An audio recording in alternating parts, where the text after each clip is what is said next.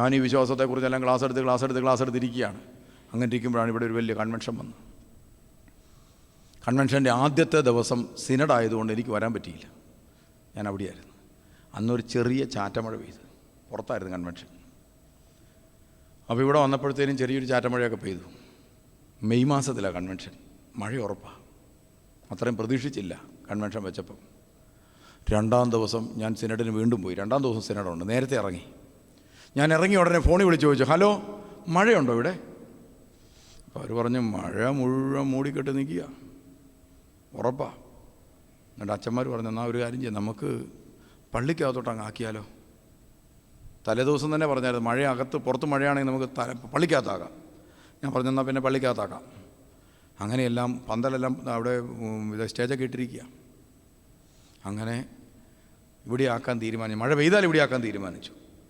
ഞാൻ വണ്ടിയെ കയറി പുത്തൻകുരിശിൽ നിന്ന് പുറത്തോട്ട് ഇറങ്ങിക്കഴിഞ്ഞപ്പോൾ ഞാനിങ്ങനെ, എൻ്റെ കർത്താവ്, ഇന്നത്തെ കൺവെൻഷന് എത്രയും പെട്ടെന്ന് ഇവിടെ നിന്ന് എത്താനായിട്ട് ആഗ്രഹിക്കുക. ഉടനെ പരിശുദ്ധാത്മാവ് എന്നോട് പറഞ്ഞു, പള്ളിയിൽ വെച്ച് കൺവെൻഷൻ നടത്തണ്ട, പുറത്തെ മുറ്റത്ത് വെച്ച് കൺവെൻഷൻ നടത്തുക. അപ്പോൾ അങ്ങനെ ഒരു സന്ദേശം കിട്ടി. ഓക്കെ, ഞാൻ വിളിച്ചു ചോദിച്ചു, എങ്ങനെയുണ്ട്?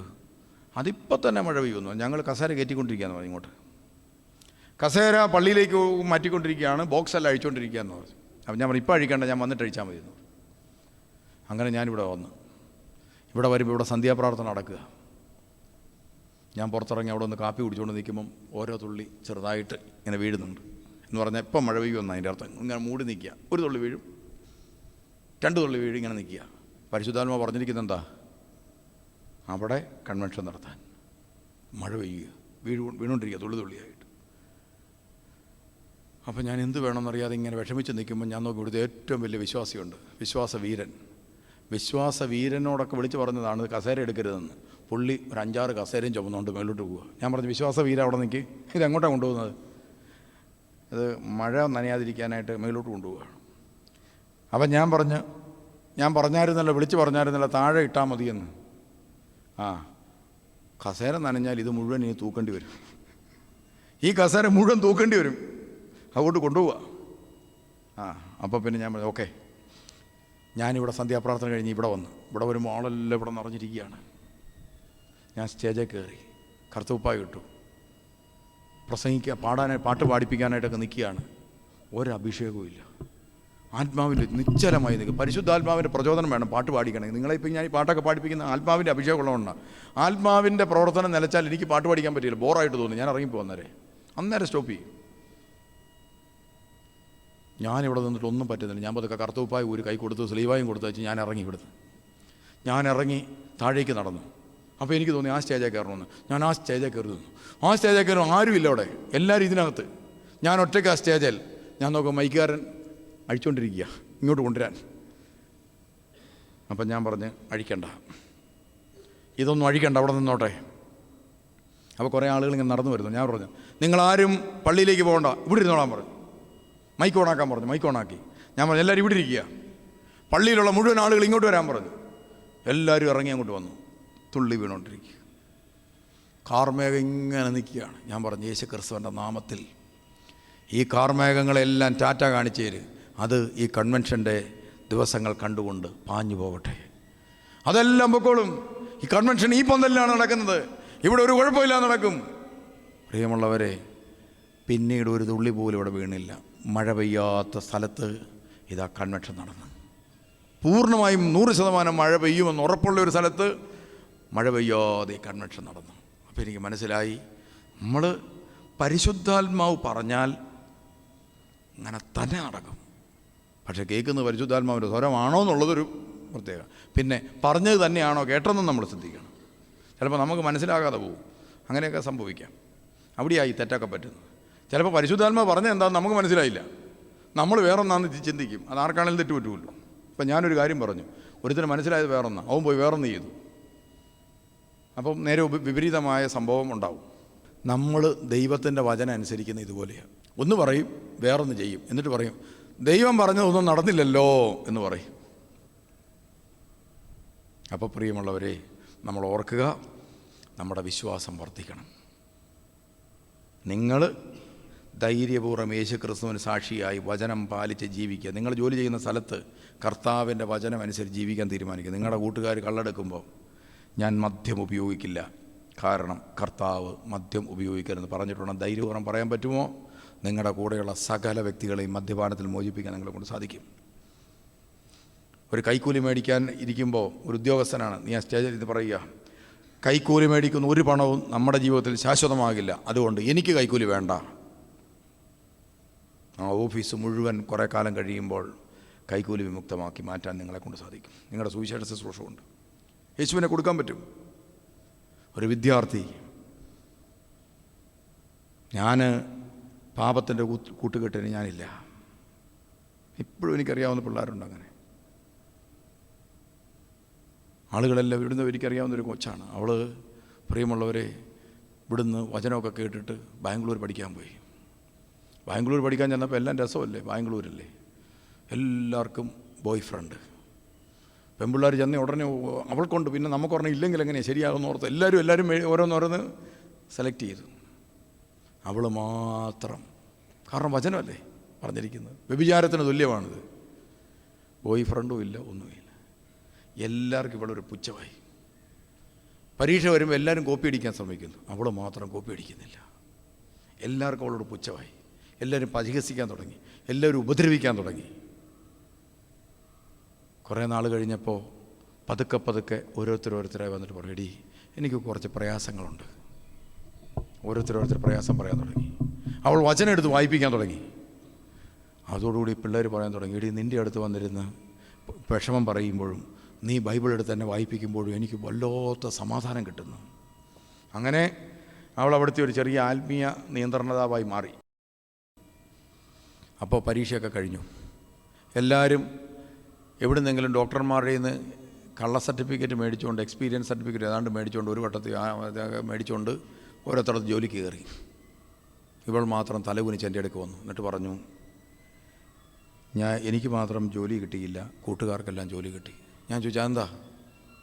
അത് നമ്മളിപ്പം എക്സ്പീരിയൻസ് സർട്ടിഫിക്കറ്റ് കൊണ്ട് കൊടുത്താലേ നമുക്ക് ജോലി തരത്തുള്ളൂ. ഒരു 6 മാസത്തെ 1 വർഷത്തെയൊക്കെ വേണം.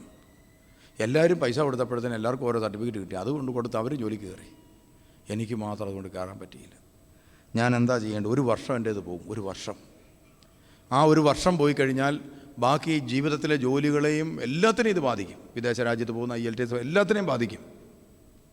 1 വർഷം ഞാൻ വെറുതെ നിന്ന് കഴിഞ്ഞാൽ ഗ്യാപ്പും ആവും. ഞാൻ എന്താ ചെയ്യേണ്ടത്? അപ്പം ഞാൻ അവളോട് പറഞ്ഞു, എന്ത് നഷ്ടപ്പെട്ടാലും സത്യത്തിന് വിരുദ്ധമായൊരു കാര്യം നീ ചെയ്യണ്ട.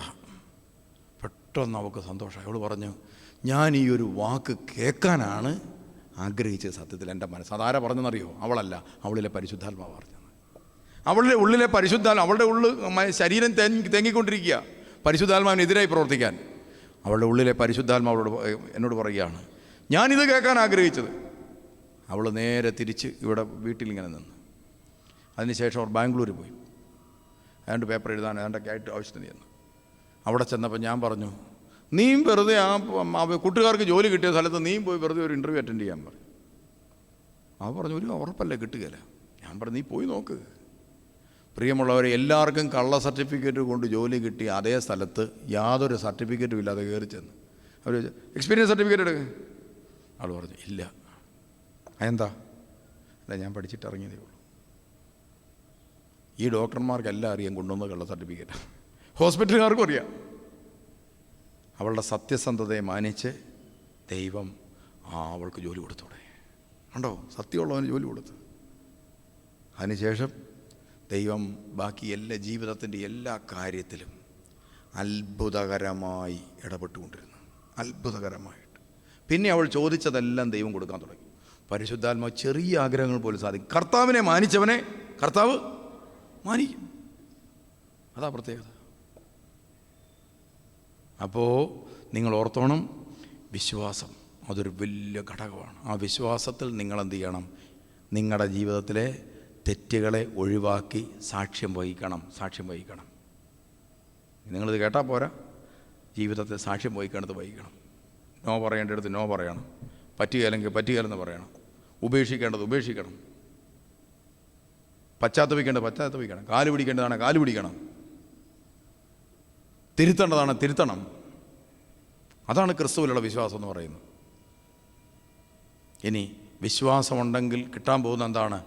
വിശ്വാസം വഴി കൃപ. വിശ്വാസം വഴി കൃപയാലാണ് നിങ്ങൾ രക്ഷപ്പെട്ടത്. വിശ്വാസമുള്ള ഒരു വ്യക്തിക്ക് ദൈവം കൊടുക്കുന്ന ദാനമാണ് കൃപ. കൃപ എന്താണ്?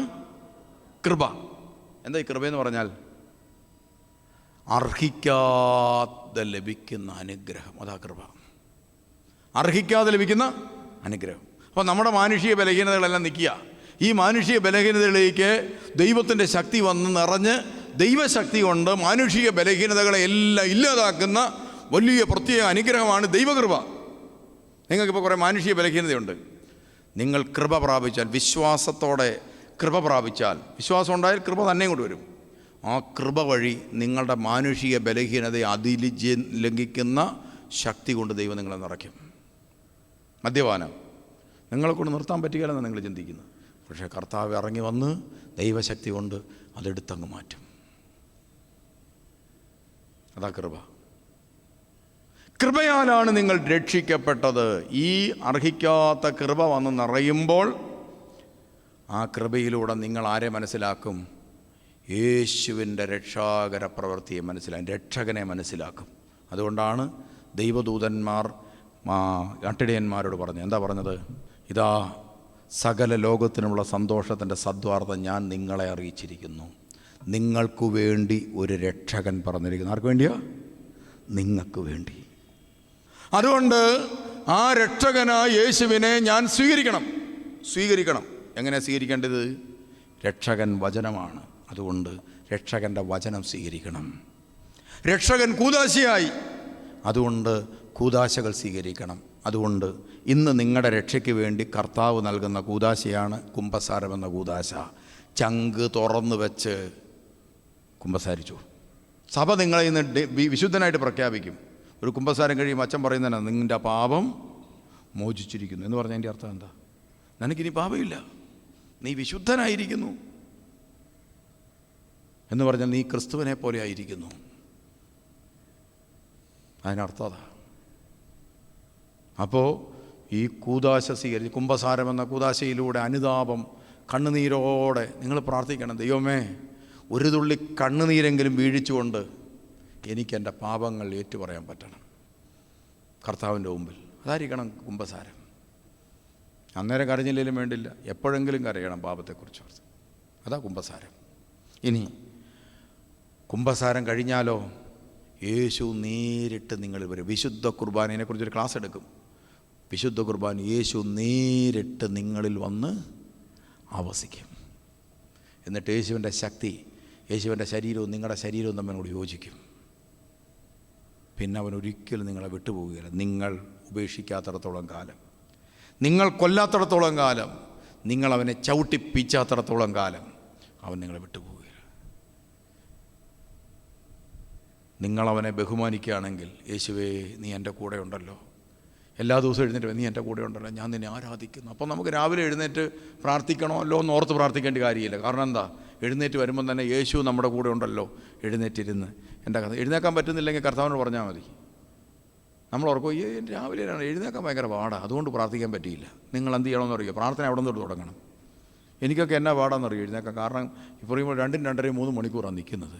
ഇത് ഒരിടത്താണോ? എത്ര സ്ഥലത്താണ്? അപ്പോൾ രാവിലെ എഴുന്നേക്കാൻ കാലിനും കൈക്കെല്ലാം വേദന, ഷുഗറുണ്ട്, പിന്നെ നടുവിന് വേദന വേറെയുണ്ട്, പിന്നെ മറ്റെല്ലാം ഈ അസുഖവും തലവേദനയും എല്ലാം മൊത്തത്തിൽ പ്രശ്നമാണ്. രാവിലെ എഴുന്നേക്കാൻ ഭയങ്കര പ്രശ്നം. കട്ടിലെ ഉണർന്നു കഴിഞ്ഞാൽ എഴുന്നേൽക്കുകയില്ല. അപ്പം ഞാൻ കർത്താവിനോട് എൻ്റെ കർത്താവേ, എന്നെ ഒന്ന് എഴുന്നേൽപ്പിച്ചിരുത്താവോ? എനിക്ക് ആണ്ട തൊട്ടപ്പുറത്ത് ചാപ്പൽ കുർബാന നടക്കുന്നുണ്ട്, ഒന്ന് പോയാൽ കൊള്ളാവുന്നുണ്ട്, എങ്ങനെയായിരുന്നു എഴുന്നേൽപ്പിക്കാവോ എന്ന് ചോദിക്കും. അപ്പോൾ കർത്താവ് എന്ത് ചെയ്യും? പൊക്കി എഴുന്നേൽപ്പിച്ചു ഇരുത്തും. ഇരുത്തി കഴിയുമ്പോൾ ഞാൻ ചോദിക്കും, എനിക്കൊന്ന് രാവിലെ ഒന്ന് കുളിച്ചാൽ കൊള്ളാമെന്നുണ്ട്, എങ്ങനെയെങ്കിലും എന്നെ ആ ബാത്റൂം വരെ ഒന്ന് എത്തിക്കാവോ? കുറച്ച് നേരമൊക്കെ പ്രാർത്ഥിച്ച് കഴിയുമ്പോൾ അവിടെ നിന്ന് എഴുന്നേറ്റ് ബാത്റൂമിൽ പോകാൻ പറ്റും. അപ്പോൾ ബാത്റൂമിൽ പോയി കഴിയുമ്പോഴത്തേനും എന്ത് ചെയ്യും? സ്വിച്ച് ഒന്ന് ഇടണം. നമുക്ക് ഹീറ്ററിൻ്റെ സ്വിച്ച് ഇടാൻ, അതിനുവേണ്ടി പ്രാർത്ഥിക്കും. അപ്പോൾ സ്വിച്ച് ഇടാൻ പറ്റും. സ്വിച്ചിട്ട് വെള്ളം ചൂടായിക്കൊണ്ടിരിക്കുമ്പോൾ ഞാൻ ആ കസേരയിലിരിക്കും. ഞാൻ പ്രാർത്ഥിക്കും, എൻ്റെ കർത്താവേ ഒന്ന് പ്രാർത്ഥിക്കാൻ കൃപ തരുമോ? എനിക്കൊന്ന് പ്രാർത്ഥിച്ചാൽ കൊള്ളാവുന്നുണ്ട്, പക്ഷേ എനിക്ക് പ്രാർത്ഥിക്കാൻ പറ്റും. നാക്കനങ്ങുന്നില്ല, തലയ്ക്ക് വേദന എടുക്കുന്നു, ശരീരത്തിന് വേദന, മൊത്തം അസ്വസ്ഥതയാണ്, ഒന്ന് പ്രാർത്ഥിക്കും. ഉടനെ കർത്താവ് ഒരു ശകലം കൃപ തരും പ്രാർത്ഥിക്കാൻ. ആ കൃപ ഉപയോഗിച്ച് പ്രാർത്ഥിക്കുമ്പോൾ കൂടുതൽ കൃപ കിട്ടും. അങ്ങനെ പ്രാർത്ഥിക്കാൻ തുടങ്ങും. ഒരു 1/4 മണിക്കൂർ പ്രാർത്ഥിച്ച് കഴിയുമ്പോൾ കുളിക്കാൻ പോകും. കുളിച്ച് വന്ന് കഴിയുമ്പോൾ വീണ്ടും ഫ്രഷാകും. അന്നേരം കുറച്ചുകൂടെ പ്രാർത്ഥിക്കും. അത് കഴിയുമ്പോൾ എന്ത് ചെയ്യും, പെട്ടെന്ന് എങ്ങനെയും ഡ്രസ്സ് ഇട്ടുകൊണ്ട് ഒറ്റ ഓട്ടം ചാപ്പലിൽ പോകുന്നു. ചാപ്പലിൽ പോയി കുർബാന കാണുന്നു. അത് കഴിയുമ്പോഴേക്കും ധ്യാനത്തിന് വരുന്നു. അങ്ങനെ ഇത് അല്ലാതെ ഇത് പ്രിയമുള്ളവർ, ഞങ്ങൾക്ക് സ്പ്രിങ് പിടിപ്പിച്ചിട്ടൊന്നുമില്ല. നിങ്ങളെക്കാളും ശാരീരിക പ്രശ്നങ്ങൾ എനിക്കുണ്ട്. പക്ഷേ കർത്താവിൻ്റെ കൃപ കൊണ്ട് ഇങ്ങനെ നമ്മൾ പോകുന്നു. അതുകൊണ്ട് നിങ്ങളാരും രോഗമാണ്, പീഡയാണ്, ക്ഷീണമാണ്, അസ്വസ്ഥതയാണ്, പനിയാണെന്ന് പറഞ്ഞുകൊണ്ട് എന്ത് ചെയ്യരുത്, പ്രാർത്ഥിക്കാതിരിക്കരുത്. കർത്താവിനോട് ശക്തി സ്വീകരിച്ചുകൊണ്ട് പ്രാർത്ഥിക്കാൻ തുടങ്ങുക. അപ്പോൾ പ്രിയമുള്ളവർ, ഇന്ന് യേശു ക്രിസ്തുവിൻ്റെ സുവിശേഷം, രക്ഷ, യേശുവിനെ സ്വീകരിക്കണം. നമ്മൾ കർത്താവിനെ ഓർത്തേ, യേശു ക്രിസ്തു പരിശുദ്ധാത്മാവിൻ്റെ പ്രത്യേകമായ പ്ലാൻ അനുസരിച്ച് എനിക്ക് വേണ്ടി മാംസം ധരിച്ചു വന്ന യേശു, സകല ലോകത്തിനും വേണ്ടിയുള്ള രക്ഷാകര പ്രവൃത്തിയാണിത്. എന്നെ രക്ഷിക്കാൻ വന്ന യേശു, എനിക്കിന്ന് ആ യേശുവിനെ വേണം. പിതാവായ ദൈവത്തോട് പറയുക, പരിശുദ്ധാത്മാവിനോട് പറയുക, എനിക്ക് വേണ്ടി ഈ ഭൂമിയിൽ ഇറങ്ങി വന്ന എൻ്റെ കർത്താവിന് എനിക്ക് വേണം. എനിക്ക് വേണ്ടി പീഡയേറ്റ യേശുവിൻ്റെ സ്നേഹം എനിക്ക് തന്നെ അനുഭവിക്കണം. എനിക്ക് വേണ്ടി മുറിക്കപ്പെട്ട യേശുവിൻ്റെ ശരീരരക്തങ്ങൾ എനിക്ക് സ്വന്തമായിട്ട് വേണം. എനിക്ക് വേണ്ടി തുറക്കപ്പെട്ട സ്വർഗം, ആ സ്വർഗത്തിലെ ദൂതന്മാരെയും വിശുദ്ധന്മാരെയും എനിക്ക് കൂട്ടും കാവലുമായിട്ട് വേണം. എനിക്കിത് കിട്ടിയേ പറ്റൂ. കാരണം ഇതെൻ്റെ സ്വന്തമാണ്, എൻ്റെ അവകാശമാണ്. എനിക്ക് വേറൊന്നും വേണ്ട. ഈ ഭൂമിയിൽ ഒന്നും എനിക്ക് വേണ്ട. എല്ലാം കർത്താവിന് കൊടുത്തേര്. സ്നേഹിക്കുമെന്നൊക്കെ ചിന്തിച്ചവർ നമുക്കെന്തുമാത്രം മനസ്സിലായി, അവരെ കൊണ്ടാവില്ല. സഹായിക്കാമെന്ന് പറയുന്നവർക്ക് സഹായിക്കാൻ പറ്റില്ല. കരുതുമെന്ന് ചിന്തിച്ചവർ മുറിപ്പെടുത്തുമ്പോൾ എന്ത് വേദനയാണ്. ആരെക്കൊണ്ടും ആവില്ല നമ്മളെ രക്ഷിക്കാൻ. ഒരു ബലിഷ്ഠ കരമുണ്ട്, അത് യേശുവിൻ്റേതാണ്. യേശു ക്രിസ്തു കാൽവറി ക്രൂശിൽ നടന്നു കയറി, അവൻ്റെ കാലിൽ മുള്ളുകൊണ്ടു, വലിയ ആണികൾ അവൻ്റെ കയ്യിൽ തറയ്ക്കപ്പെട്ടു, കാലുകൾ വലിച്ചു നീട്ടി ആണിയടിച്ച് അവൻ്റെ മുഖത്ത് ആളുകൾ അടിച്ചു, അവൻ്റെ മുഖത്ത് തുപ്പി, അവൻ്റെ തലയിലൊരു വലിയ മുൾക്കിരീടം. ആരോടും ഒരു പരിഭവമില്ലാതെ ക്രൂശിൽ രക്തം വാർന്നൊലിച്ചവൻ കിടക്കുന്നു. നല്ല കള്ളനോട് അവൻ പറഞ്ഞ്, നീ എന്നോടുകൂടെ പർദീസയിലായിരിക്കും. ക്രിസ്തുവിൻ്റെ പീഡാസഹനത്തോടും ക്രൂശുമരണത്തോടും സഹതപിക്കുകയും അതിനെ സ്വീകരിക്കുകയും ഉൾക്കൊള്ളുകയും ചെയ്യുന്നവന് പർദീസ. ഇന്നൊരു ക്രിസ്ത്യാനിയായി നിനക്ക് യേശുക്രിസ്തുവിൻ്റെ പീഡാസഹനങ്ങളോടും ക്രൂശുമരണത്തോടും സഹകരിക്കാൻ മനസ്സുണ്ടെങ്കിൽ നിനക്കും കിട്ടും പർദീസ. സ്വീകരിക്കാൻ നീ സന്നദ്ധനാണെങ്കിൽ നിൻ്റെ മനസ്സിൻ്റെ ക്രൂരതകൾ നീ ഒന്ന് മാറ്റിക്കേ.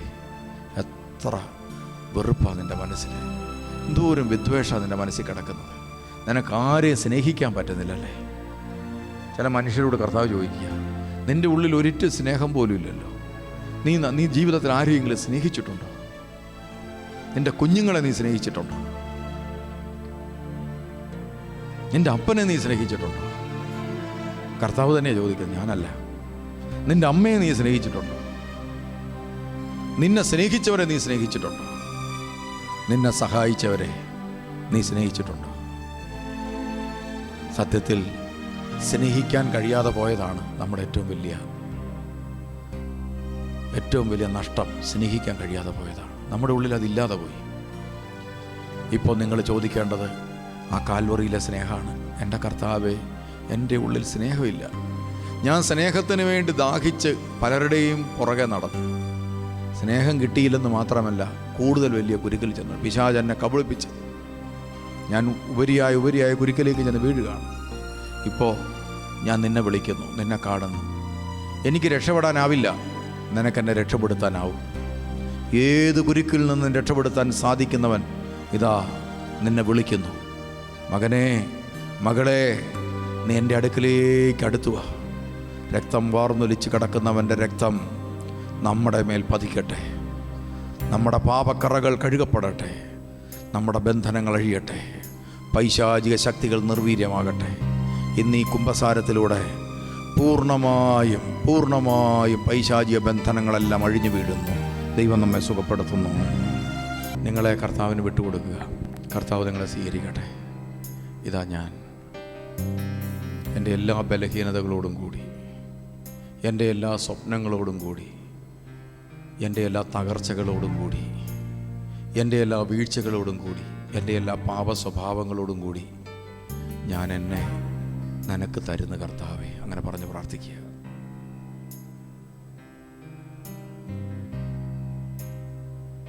എനിക്ക് വിശ്വാസം പോലുമില്ല. വിശ്വാസം കിട്ടാത്ത മക്കൾ അങ്ങനെ പറയുക, എനിക്ക് കർത്താവേ ഈ ധ്യാനകേന്ദ്രത്തിൽ വന്ന് ഒത്തിരി കാര്യങ്ങൾ പറയുന്നുണ്ട്, ഒന്നും എനിക്ക് വിശ്വസിക്കാൻ പറ്റുന്നില്ല, ഒന്നും എനിക്ക് സ്വീകരിക്കാൻ പറ്റുന്നില്ല, എതിർ ചിന്തകളാണ്. അങ്ങനെ പീഡിപ്പിക്കപ്പെടുന്ന മക്കളുണ്ട്. അവരത് പറഞ്ഞ് പ്രാർത്ഥിക്കുക. നിങ്ങളെ ആരെയും കൈവിടില്ല. ദൈവം നിങ്ങളെ സ്വീകരിക്കും. പരിശുദ്ധാത്മാവേ, ഈ ധ്യാനകേന്ദ്രത്തിലേക്ക് ഈ മക്കളെ വിളിച്ചുകൊണ്ടുവന്ന പരിശുദ്ധാത്മാവേ, ഇവരുടെ ഹൃദയത്തെ ഇപ്പോൾ ഏറ്റെടുക്കണമേ. ഇവരുടെ മനസ്സിനെ ഏറ്റെടുക്കണമേ. ഇവരുടെ ജീവിതത്തിൽ ഒരിക്കലും സാധിക്കുകയില്ലെന്ന് ചിന്തിക്കുന്ന സ്വപ്നങ്ങളെ ഏറ്റെടുക്കണമേ. ഇവരുടെ പ്രതീക്ഷകളെ ഏറ്റെടുക്കണമേ. വീടില്ലാതെ ഭാരപ്പെടുന്ന മക്കളുണ്ട്. കർത്താവേ, അവരുടെ ഭവനത്തിന് നിർമ്മാണ പ്രവർത്തനങ്ങൾ കർത്താവ് ഇപ്പോൾ നടത്താൻ വേണ്ടി ആഗ്രഹിക്കുന്നു. വീടില്ലാത്ത മക്കളെല്ലാം പ്രാർത്ഥിക്കുക. ഭവനമില്ലാതെ ഭാരപ്പെടുന്ന മക്കളുണ്ട്, പ്രാർത്ഥിച്ചോളുക. കർത്താവ് ആ മേഖലയിൽ കർത്താവ് പ്രവർത്തിക്കുകയാണ്. ദൈവമേ, ദുശീലങ്ങളിൽ നിന്ന് ഒരിക്കലും ഞാൻ മോചനം പ്രാപിക്കില്ല, ഞാൻ നശിച്ചു പോകുമെന്ന് ഉറപ്പായി ചിന്തിച്ച് തന്നെ വന്നിട്ടുള്ളവരുണ്ട്. അവരെ കർത്താവ് ആശ്വസിപ്പിക്കും. മകനെ, നീ ഒരിക്കലും നശിക്കില്ല. നിന്നെ ഞാനാണ് കൊണ്ടുവന്നത്. നീ എന്നെ അറിയുന്നില്ലെങ്കിലും ഞാൻ നിന്നെ നന്നായി അറിയുന്നു. എൻ്റെ ജീവിതത്തിലെ എല്ലാ ക്ലേശങ്ങളും സാത്താൻ്റെ വായിൽ നിന്ന്, അവൻ്റെ നഖങ്ങളിൽ നിന്ന്, അവൻ്റെ പല്ലുകളിൽ നിന്ന് ഞാൻ പുറത്തു കൊണ്ടുവരും. യേശുവേ, നിരാശപ്പെട്ടു പോയ മക്കളുണ്ട്. അവരെ കർത്താവ് ചേർത്ത് പിടിക്കുകയാണ്. ജോലിക്ക് വേണ്ടി ആഗ്രഹിച്ചിട്ടും കഷ്ടപ്പെട്ടിട്ടും നടക്കാതെ ഭാരപ്പെട്ട് വിഷമിക്കുന്ന മക്കളെ കർത്താവ് ഇത് ആശ്വസിപ്പിക്കുന്നു. ഞാനാണ് ഈ ഭൂമി മുഴുവൻ ഭരിക്കുന്നതെന്ന് ഓർക്കുക. നീ വിചാരിക്കുന്ന ഒരു കൊച്ചു ലോകം, ഒരു കൊച്ചു പള്ളി, ഒരു കൊച്ചു സ്ഥലമല്ല ഞാൻ നിയന്ത്രിക്കുന്നത്. ഈ ഭൂമുഖം മുഴുവൻ നിയന്ത്രിക്കുന്ന കർത്താവാണ് ഞാൻ. വിശ്വാസികളെയും അവിശ്വാസികളെയും എല്ലാം ഭൂമി എൻ്റേതാണ്, ഞാനാണ് നിയന്ത്രിക്കുന്നത്. പരിശുദ്ധാത്മ പറയുന്നു. പാപത്തിനും സാത്താനും ഈ ഭൂമിയിൽ സാധ്യതകളുണ്ടെങ്കിലും നിനക്ക് നിൻ്റെ മേൽ സാധ്യതയില്ല. കാരണം നിന്നെ രക്ഷിച്ച ദൈവം ക്രൂശിതനായ യേശുവാണ്. നീ വിശ്വസിക്കണം. നീ എന്നെ വിശ്വസിക്കുക. കർത്താവിത ക്രൂശ് ഉയർത്തി നിർത്തിക്കൊണ്ട് കാൽവറിയിലേക്ക് നോക്കാൻ പ്രേരിപ്പിക്കുകയാണ് നമ്മളെ. നീ കാൽവറിയെ വിശ്വസിക്കുക. ബാക്കിയെല്ലാം ദൈവം നിനക്ക് വേണ്ടി ചെയ്തു തരും. യേശുക്രിസ്തുവിൻ്റെ പീഡാസഹനത്തെയും രക്ഷാകര പ്രവർത്തനത്തെയും നീ പൂർണ്ണമായി വിശ്വസിക്കുക. കണ്ണുകളടച്ച നെഞ്ചോട് കരങ്ങൾ ചേർത്ത് വെച്ച് പ്രാർത്ഥിച്ച് യേശുവിൻ്റെ അതിദാരുണമായ പീഡാസഹനങ്ങളെ പ്രതി പിതാവാം ദൈവമേ, ഞങ്ങളുടെ മേലും ലോകം മുഴുവൻ്റെ മേലും കരുണയായിരിക്കണമേ.